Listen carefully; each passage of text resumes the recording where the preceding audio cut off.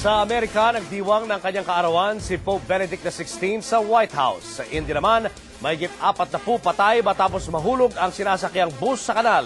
At cameraman ng Reuters at 18 Palestino patay sa pagsalakay ng Israeli military sa Gaza. Ang World Patrol mula kay George Carino. Patay ang 19 na Palestino kabilang ang isang cameraman ng International News Agency na Reuters sa pag-atake ng Israeli military sa Gaza Strip. Nakuha pa ang huling video ng cameraman bago tamaan ng airstrike ang kanilang sasakyan at sumabog. Mula taong 2000, 10 miyembro na ng media ang nasawi habang nagko-cover ng gyera sa pagitan ng mga Palestino at Israel. Sa Amerika, nataon sa ika-81 kaarawan ni Pope Benedict XVI ang pagbisita niya sa White House. Mahigit sa 13,000 tao ang sabay-sabay na pumati sa Santo Papa.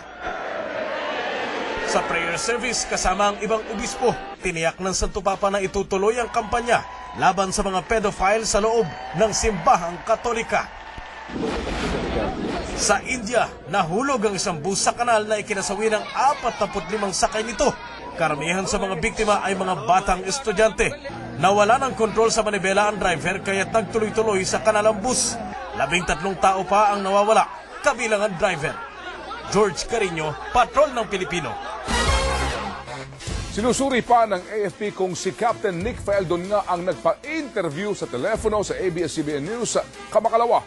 Naging mailap ngayon ang napakilalang Faeldon para sa isa pang interview. Nagpapatrol, Ces Orenya Drilon. Taktika lamang para maaresto si Kapitan Nicanor Faeldon, baluktutin ang katotohanan at siraan ang media. Ito ang basa ni Attorney Trixie Angeles, abogado ng puganting kapitan, sa paglutang ng isang nagpapanggap na siya umano si Faeldon. Paano ba kami nakakasiguradong ikaw talaga yan?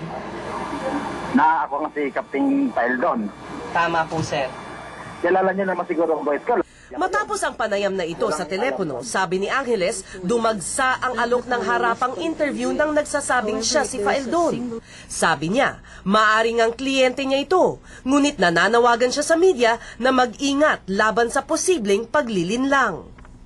Nagpalabas din daw ng mensahe si Faeldon kay Attorney Angeles at sinabing hindi siya maaring magpasailalim sa isang sindikatong nagpapanggap na isang gobyerno. Usapan niya talaga namin, walang interview. Kahapon, nangakong magbigay ng harapang panayam ang taong nagpakilalang si Captain Faeldon, pero hindi siya tumupad. Kanina, muli ko siyang nakausap sa telepono, ngunit naging mailap na siya. Kasi umiinit na sinasabing hindi kayo yan. Wala, monitor ko nga eh. Anong sagot nyo doon? Hindi ko pinag-ano sa kanya. At tila nalinlang nga ako ng isang taong nagsasabing siya si Kapitan Nicanor Faeldon. Ang AFP at PNP naman, walang sagot sa akusasyong operasyon nito ng mga operatiba ng intelligence upang lumutang si Faeldon. Bineberipika pa rin nila ang katauhan ng tumawag sa ABS-CBN. Ces Orenya Drilon, Patrol ng Pilipino.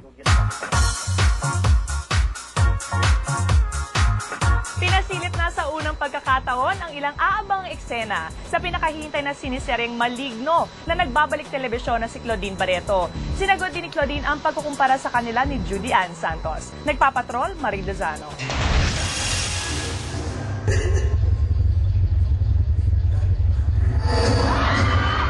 Simula pa lang, napatili na ang mga manonood sa eksklusibong press preview na ito ng siniseryeng Maligno na pelikula noon ni Susan Roses.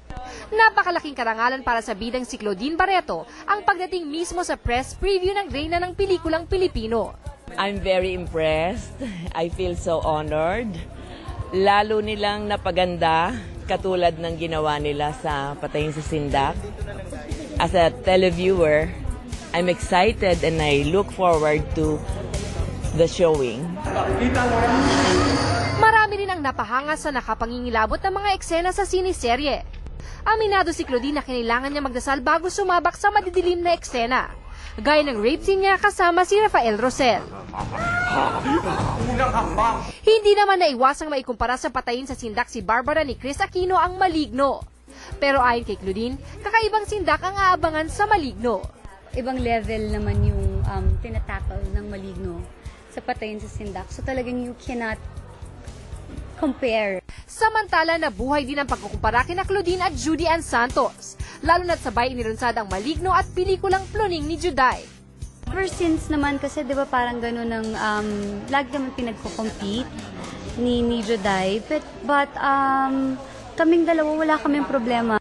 Sa kabila naman ng pagkukumpara, ipinagmalaki ni Claudine na one of a kind ang kakatakutan sa Maligno.